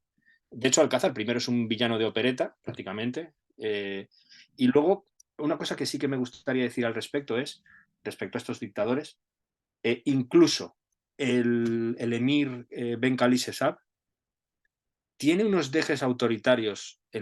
Es un bueno, entre comillas, es amigo de Tintín, pero tiene unos dejes autoritarios de hay que darle latigazos o vamos a matarle o vamos a... que también los tiene Alcázar al principio en esa famosa partida de ajedrez, que muestra muy bien el escepticismo del líder que va a cambiar las cosas por parte de Hergé casi desde el principio, aunque al final desemboque en los pícaros. Entonces eso me parece que vamos, que es una visión que comparte con la economía, el escepticismo respecto al cambio, sobre todo liderado por una vanguardia del partido o los líderes. Yo creo que hay, en eso que hablas o que comentas acerca de los líderes, creo que hay un escepticismo de Hergé sobre la posibilidad que puede haber de un cambio real cuando el culto es más al líder que a lo que el líder va a proponer. Quiero decir, por eso creo que votar ya ni siquiera se plantea. Votar Quiero no. decir, seguir o apoyar a Tapioca o apoyar a Alcázar es más o menos lo mismo, porque hay un vacío realmente en cuanto a los contenidos que estos personajes están proponiendo, porque para ellos realmente lo importante es el poder. Yo Sí, creo que para ellos, el pueblo, incluso para Alcázar, que es de los buenos porque es amigo de Tintín, pero también tiene sus veleidades de tráfico de armas, bla, bla, bla. Entonces, yo creo que eso es muy importante para Hergé, el vacío de contenido de ciertos líderes que al fin y al cabo lo único que aportan es su propia imagen que revierte en sí mismo, en ellos sí, mismos, no en el avance del pueblo. Y esto quizá lo presenta Hergé en lugares como por ejemplo Suramérica, en lugares como Oriente Medio, pero yo creo que se podría traspasar también o se podría traducir también a los Estados Unidos, se podría traducir también al ámbito europeo. No sé cómo ves eso, porque a mí siempre me ha parecido que Alcázar no es tan bueno como lo pintan. Y de No, nuevo es que es otro ejemplo de cómo Hergé y Cervantes tienen unas relaciones claras porque no te dan la respuesta. sí, dos cosas ahí. Lo primero, creo que además lo que dices está totalmente soportado en las entrevistas de Sadul, porque Hergé dice que Alcázar es el típico hombre político, que se mueve en función de, vamos, de los intereses, no tiene un fondo detrás. Entonces, tal cual, o sea, lo que dices me parece que es tal cual. Alcázar no es tan bueno. Yo le tengo la simpatía, pues, de que Mm, te lo muestra como un bueno, es amigo, pero es, quiero decir, como, como fondo de personaje, obviamente, pues hay un montón de cosas oscuras. Y efectivamente, o sea, en eso estoy, vamos, completamente de acuerdo contigo. Y es una visión, ya digo, que los economistas también tendrían respecto a ese vacío. ¿Qué pasa? Pues que también es verdad que para el cambio, o sea, el cambio real es muy complicado y sí que creo que Hergé llega un momento en que se desespera porque tampoco encuentra cómo llevarlo a cabo. ujú. Eso es algo que todo economista que esté estudiando llega un momento que dice, es que yo no sé nada, es que no sé cómo cambiar la sociedad. Porque al final todos son casi como red flags, son cosas que no hay que hacer porque funcionan mal, pero ¿qué es lo que de verdad funciona? Pues bueno, Hergé llega a eso. Hergé al final llega a eso, que es en los últimos álbumes se ve muy claramente, esa difuminación que comentáis mucho y que es cierta en los últimos álbumes entre los personajes, ese carreiras que realmente primero te lo plantea como alguien que puede ser positivo y luego ves que es peor que el malo, que eso no lo hemos comentado en el capitalismo, pero es verdad. Y que además aparece en un principio en la obra con la apariencia de ser un mendigo. Sí, sí, sí, no, Pero, es muy bueno. O sea, el personaje de Carreiras, para un economista, obviamente, llama la atención muchísimo. ¿Vale? Esa difuminación del bien y del mal, que al final es peor que Rasapópulos, ¿te parece? Al final le coges más antipatía, ese desprecio por la vida, cuando prefiere su sombrero les ralentiza porque no he conseguido su sombrero. O sea, todo eso, ese descreimiento y ese casi, en última instancia, de esa honestidad de decir, yo no sé qué es lo que funcionaría, pues yo creo que está presente. Y luego no quería dejar de mencionar, respecto a esto, tu obra favorita, que es Las joyas de la Castafiore, sí, sí. que tiene algo, a ver, es una bobada, quizá, pero que a mí me lo sugirió. Vamos a ver, si no puedes controlar la realidad de un espacio cerrado como Mulensart, ¿cómo vas a planificar luego?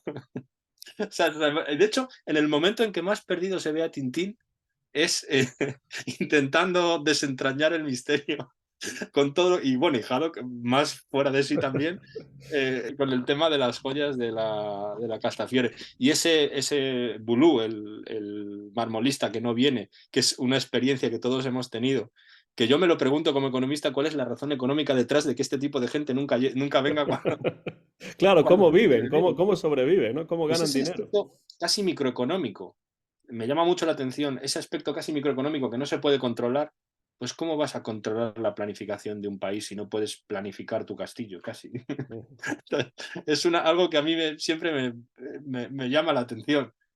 En una obra que además, no hemos comentado también otra cosa, que es, yo creo, el poder de la información, que Hergé lo muestra muy bien.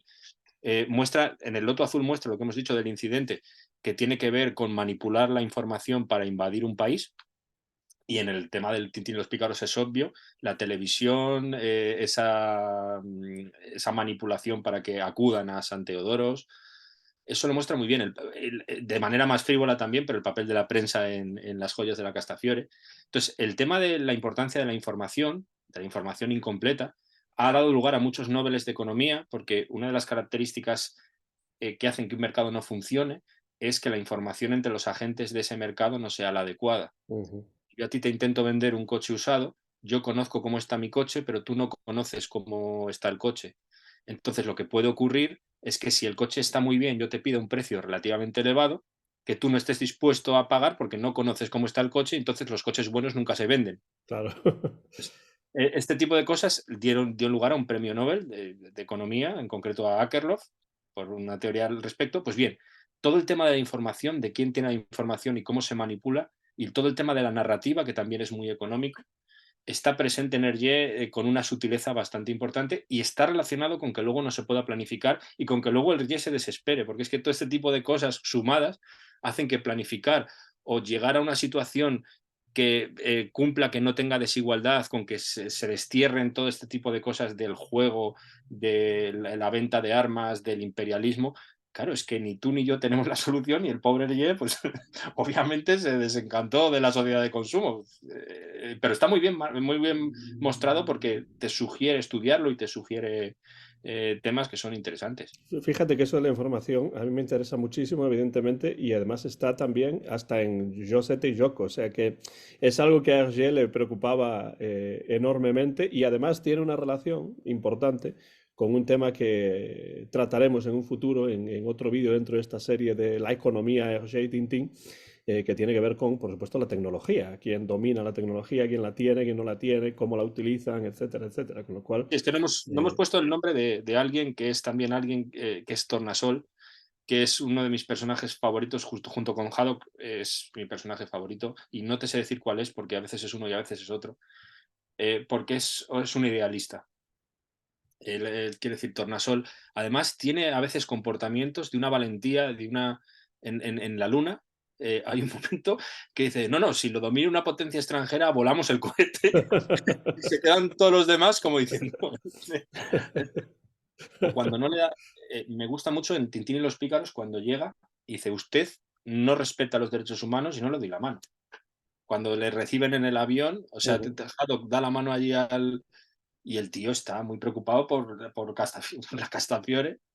Y este tema de la valentía en Hergé, a ver, hay una serie de personajes con las que quiero también romper una lanza a favor. Quiero decir, los Dupont, vamos, Hernández y Fernández y la Castafiore, pueden ser en algunas ocasiones injustamente tratados en términos de que pues, te molestan o Hergé les hace tener una serie de prejuicios para mostrar esos prejuicios a través de ellos, pero es verdad que la valentía la comparten.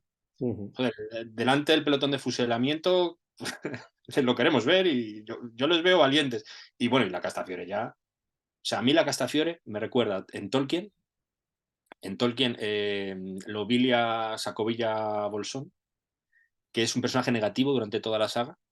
Al final tiene la valentía de enfrentarse a Saruman, que ha conquistado la comarca, y saca una valentía que no te la esperabas, pero que es algo inspirador. Pues pasa lo mismo con la Castafiore cuando la intentan domar. O sea, la Castafiore llega allí, Tapioca está haciendo el juicio, se pone a cantar y dice, mira, a mí no me cuentes aquí historias, yo tengo mi libertad.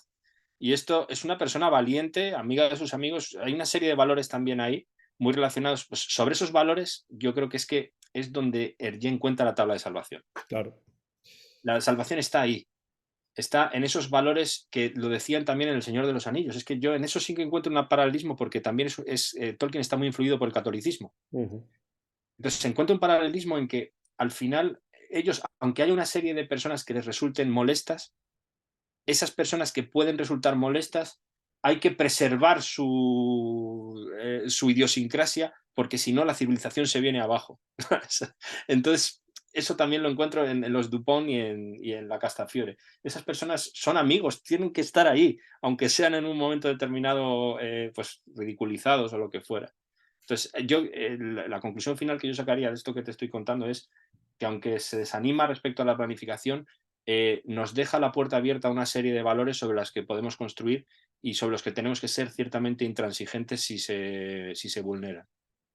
Y yo creo Claro, que ahí tiene una importancia esa visión ética de la economía que entronca con Hergé.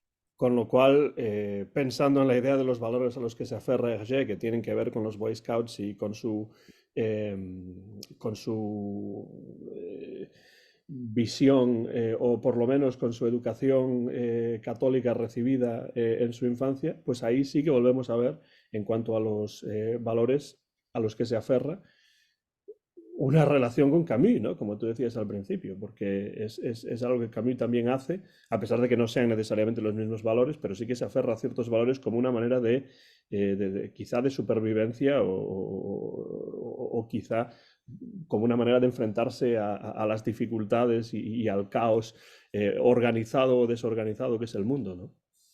Yo en ese sentido es que me siento muy identificado con Hergé. Y me siento muy identificado también como estudiante de economía. Cuando estudiaba las características de los mercados, dónde podían funcionar, dónde no podían funcionar, el flujo de información en los mercados, en los que Hayek tiene además, por ejemplo, dice unas cosas muy interesantes, habla sobre el mercado como la manera de coordinarnos a todos y sobre todo de coordinarnos con gente que no conocemos. ¿Sabes? Porque yo coordinarme contigo, si me llevo bien contigo, pues el altruismo me puede valer, pero con gente que está muy alejada de mí, el mercado puede ser una herramienta.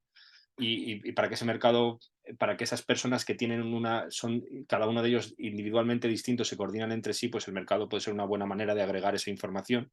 Eso está en Hayek. Pues bueno, estudiando todo eso, siempre me tengo que agarrar también a unos valores. Y esos valores, pues me los da Hergé, me los da la filosofía, me los da Albert Camus, porque además Albert Camus es un ejemplo de coherencia en ese sentido y de intransigencia con una serie de valores humanos, que me parece lo interesante. Es decir, que hay valores humanos que no se pueden traspasar. Matar a un hombre es matar a un hombre, por ejemplo. Y eso lo dice Camus y es interesante. Y entonces, yo creo que esa aportación es también, aparece, por ejemplo, el propio Rafael Narbona es así.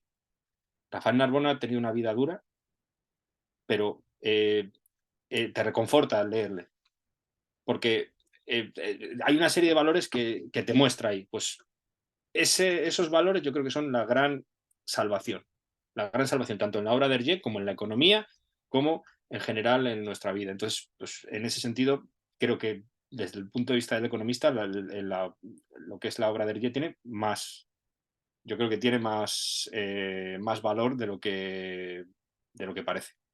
Y eso es lo que estamos tratando de desentrañar en esta primera conversación de varias que espero que tengamos y para ir cerrando esta primera entrega dentro de la serie Tintín y Hergé, hay un tema del que habíamos hablado antes de empezar a grabar que a mí me parece muy interesante porque tú sabes que a mí me ha interesado desde siempre esta tendencia que tiene Hergé a crear ciertos países que no existen, Ah, pero que para mm, mí son sí, más reales que muchos países que sí son efectivamente existentes y que yo nunca voy a visitar. mm.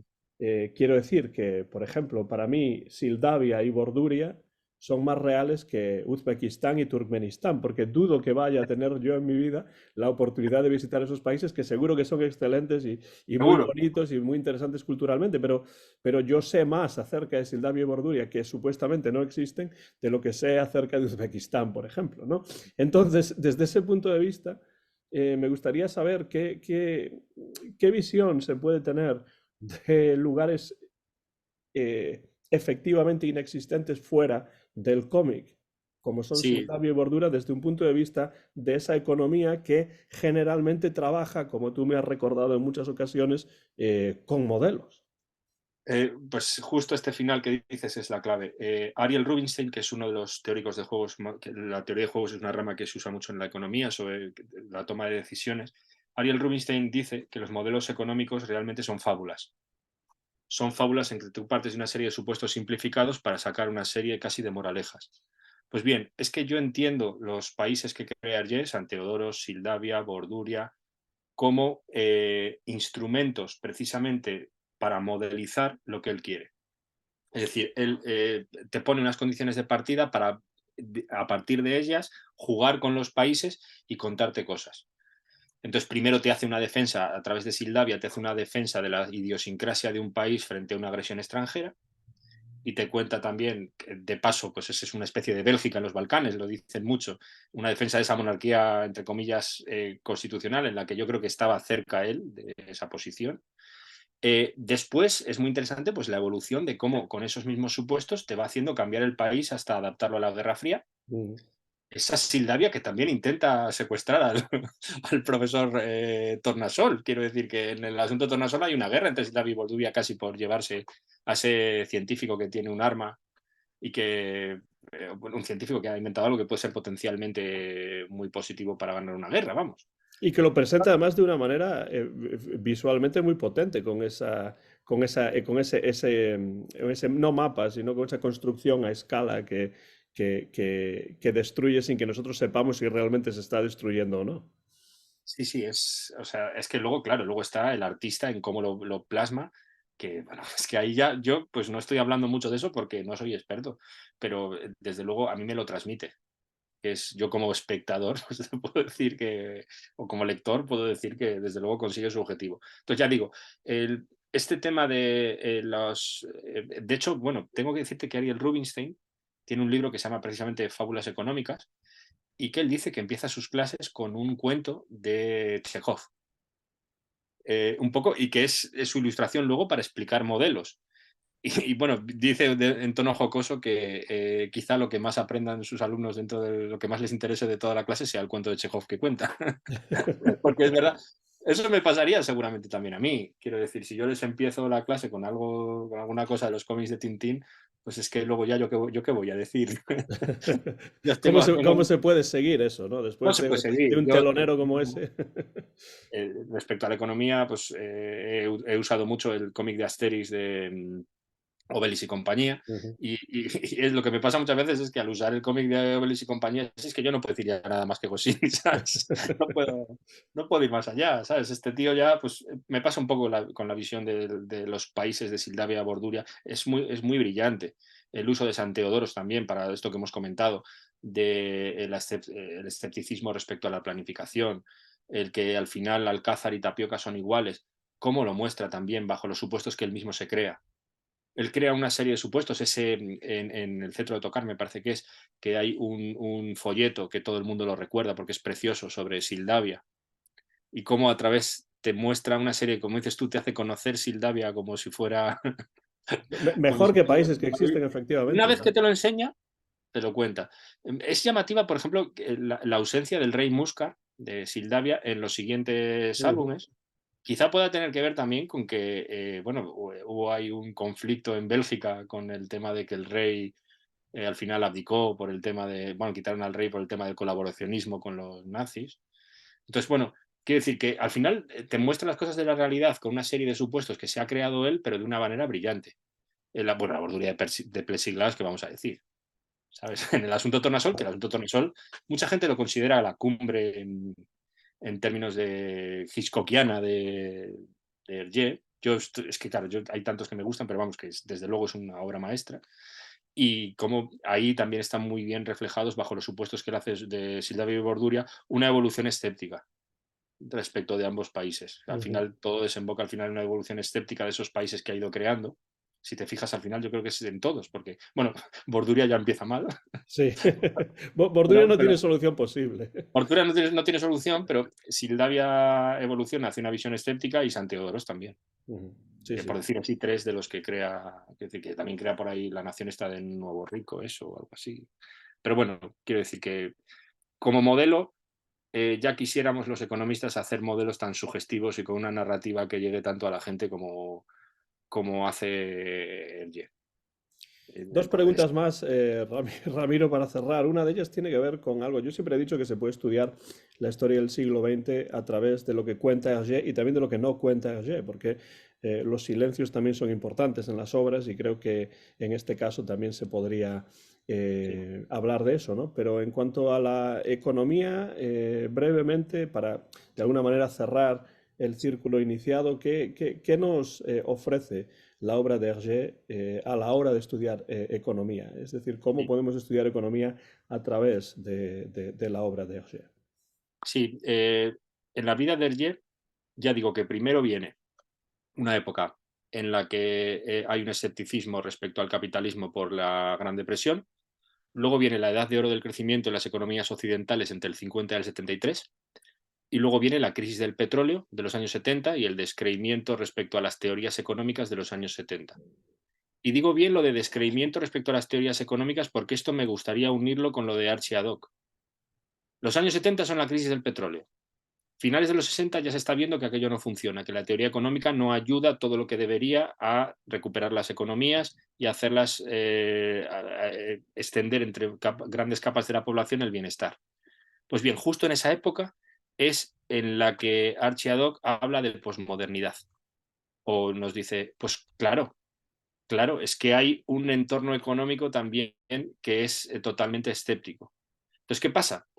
Pues que Hergé no solo es que sirva para estudiar la historia del siglo XX, sino que puedes estudiar, yo creo, de una manera muy bonita, la influencia de la situación económica eh, sobre la obra de Tintín y aprender muchísimo.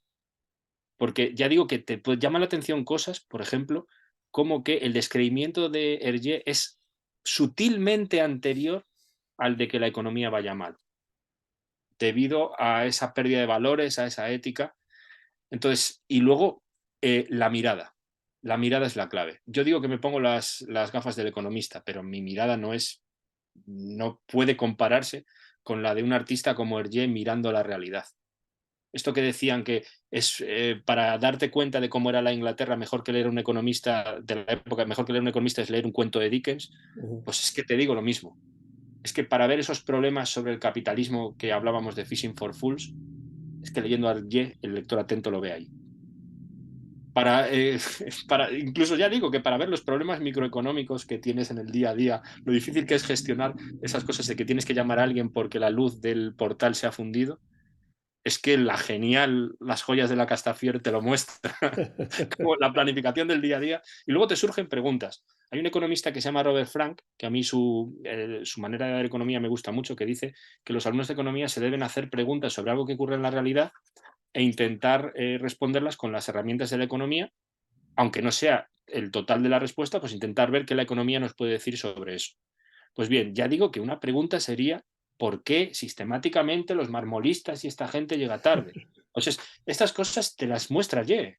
Te hace cosas que si eres un lector atento puede hacerte llevar a preguntas que puedes contestar con algunos elementos económicos, como por ejemplo el del coste de oportunidad. Quiero decir, quizá esa persona no venga porque en ese momento tiene algo que le da más beneficio que ir a tu casa. Y está jugando un poco con qué puede ganar. Lo mismo que si ya le has pagado, pues es o ya le has pagado la mayor parte, es muy posible que vaya a otro sitio en que vaya a cobrar un anticipo inicial. Quiero decir, es una anécdota, pero quiero decir, hace preguntas. Hergé, al leerlo, pues te haces preguntas. Y encima lo haces de mano de un amigo. Porque al final Tintín se convierte en un amigo, esto es lo que decía en su momento Borges sobre el Quijote. Decía, bueno, a mí Quevedo me gusta, pero Cervantes está en un punto superior porque Don Quijote y Sancho se han convertido en mis amigos. Pues es lo que ocurre un poco también con las aventuras de Tintín. Al final, alguien unos personajes por los que sientes simpatía te hacen preguntarte cosas sobre la realidad y preguntarte cosas sobre la economía, y encima son un recorrido sobre el siglo XX en el que si conoces algo de economía puedes interpretarlos de manera más rica. Pues que es que no te puedo decir más. O sea, No, ¿qué además más quieres? estoy totalmente de acuerdo y ¿Qué esto más quieres? ocurre con la economía, ocurre con la historia Claro, y ocurre con muchos otros, con otros temas, con la política, etcétera, ¿no? Con el arte, claro. incluso con la idea de narración. Uno puede estudiar la idea de narración a través de lo que hace Hergé, pues desde 1929 hasta los años 70 o incluso más Bien. allá, porque Ya hablaremos de los mercados de arte, que se nos ha quedado ahí en el tintero. Es el de Tintín y el arte alfa y esa separación entre valor de uso y valor de cambio que planteaba Archie Haddock. Ya hablaremos en otra, en otra de sí, las... para terminar, sabes que a mí me gusta mucho, me interesa mucho la bibliografía y me pregunto si hay algún libro o algunos libros en particular que tú recomendarías como lecturas económicas que pueden de alguna manera correlacionarse con la obra de Tintín. No un libro sobre Tintín y la economía, porque que yo sepa esto no Sí, existe, pero sí creo que no libros existe. de economistas que pueden servir de alguna manera a entender para entender un poco mejor la obra de Hergé. A lo mejor te estoy poniendo ahí en No, un... de hecho, a ver, te iba a decir una cosa, que es que si quieres podemos adjuntar, porque yo soy mucho de hacer esto, podemos adjuntar al episodio una lista en que de libros que podrían relacionarse con distintas cosas de las que he ido Sí, comentando yo puedo ponerla en la descripción en un PDF. del Sí, pero vídeo, bueno, sí. aquí a bote pronto, todo el tema que hemos hablado de los modelos, en economía preocupa mucho que no sabemos transmitir lo que es un modelo. Es decir, a la gente que no son economistas no les sabemos transmitir lo que es un modelo.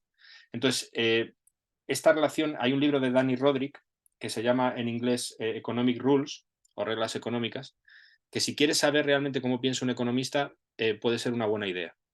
Y entonces, vais a ver cuando vayáis leyendo que se puede generar un paralelismo con la creación de mundos artificiales por parte del Ye. Luego está el de fábulas económicas que he dicho. Quizá tenga capítulos un poco más técnicos, pero el de fábulas económicas de Ariel Rubinstein también.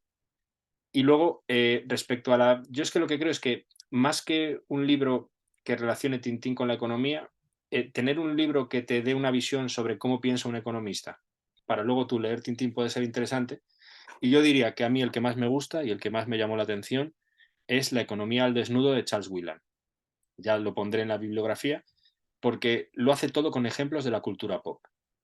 Es decir, explica los conceptos económicos, el coste de oportunidad, una serie de cosas que son centrales en cómo piensa un economista, con ejemplos de la cultura pop. Yo le quitaría varios de los ejemplos y le pondría Tintín, Que no lo pero pone vamos, él, claro. sí. Y luego ya respecto a la economía y el cómic, sí que recomendaría algo de las aventuras de Asterix, que es, ya digo, Obelix y compañía, Sí, sí, que es una de mis porque favoritas, realmente además, de esa es serie. un manual, es un manual de economía. Es una maravilla y claro. Y ahí también se ve, pues eso, la visión de Goscinny, que es comparable a la visión de Hergé en términos de que son auténticos genios. Entonces, bueno, ya digo, a bote pronto. Las reglas de la economía de Danny Roderick, fábulas económicas de Ariel Rubinstein, y luego leer La economía al desnudo de Charles Whelan podrían ser una buena aproximación, sobre todo este último, porque es muy divulgativo, podría ser una buena aproximación para luego ver quizá en Tintín cosas nuevas. Eso lo Pero vamos a vamos, dejar en la bibliografía, en los libros de lectura recomendada, en la descripción de este perfecto. vídeo. Y bueno, vídeo que será el primero de, espero, una serie extensa sobre este tema y sobre otros temas Yo relacionados o no con encantado. la economía. Pero sobre todo, Ramiro, quiero darte las gracias por haberte pasado por el canal. Ha sido realmente un placer charlar contigo, me lo he pasado muy bien y de veras que he aprendido mucho acerca de cómo ver Tintín desde la economía y qué es lo que nos enseña Hergé sobre la economía leyendo obras que he leído en multitud de ocasiones, como son las entregas de las aventuras de Tintín. Y pues ya tengo ganas de grabar el próximo, así que quedas invitado a ver la próxima ocasión cuando puedas y quieras y continuaremos hablando sobre estos temas y otros relacionados. Ya digo que para mí pues estas cosas pues me hacen mucha ilusión, porque es verdad. Y ya, pues eso, lo de plantar un árbol ya lo puedo tachar, no me hace falta ya plantar un árbol, ya he participado en tu canal. Así que estas cosas, sí, no, es que eso quiero decir, pues soy un fan de mucho tiempo del canal, de verdad. Y, pues he descubierto muchísimas cosas en Tintín, y, pues poder participar y poder contarte pues cosas que yo he visto y que las comentemos, pues es un honor. Entonces, pues que te doy las gracias a ti y ya digo que reitero las gracias a todos los que participan en tu canal porque me hacéis pasar tardes muy buenas. Y voy por ahí, voy por el metro de Madrid y voy todo el tiempo haciéndolo. Y bueno, ya sí quería acabar un momento el vídeo si me dejas. He dicho que Tintín lo descubrí gracias a mi familia y entonces, bueno, hace poco ha fallecido mi tía y yo mi tía siempre la asociaré al Loto Azul, que era su, su álbum favorito y del que hablábamos mucho. Entonces, pues bueno, ya que he podido participar en tu canal, pues me gustaría dedicárselo a mi tía. Pues ahí queda ese recuerdo para tu tía, ¿cómo se llamaba? Monse, Monse Monse. Vargas. Sí, Pues ahora yo se lo transmitiré a mis hijas, que ya te digo que el primer cómic que le leemos será El Loto Azul en su honor. pues para ella, a ella le dedicamos, a Monse le dedicamos póstumamente esta entrega de Tintín Hergé, en la que me lo he pasado muy bien con Ramiro Castillo, nuestro invitado de hoy, profesor de economía, economista, interesado en la docencia de la economía, a quien agradezco haberse pasado por el canal. Muy pronto se podrá ver este vídeo en mi canal de YouTube Antón GF, mío y también, por supuesto, de Ramiro. Es el copyright de este vídeo que se ha grabado a, pues más o menos, mediados del mes de febrero del año 2024 y que muy pronto podrán ver en YouTube en mi canal Antón GF. Me despido ya recordándoles que pueden dejar cualquier tipo de comentario, cualquier tipo de pregunta, aportación por la parte de abajo del vídeo en la sección dedicada a comentarios y nosotros, por supuesto, responderemos e interactuaremos siempre que nos sea posible. Gracias, Ramiro, y gracias a todos ustedes también, y hasta la próxima ocasión. Muchas gracias, Antonio.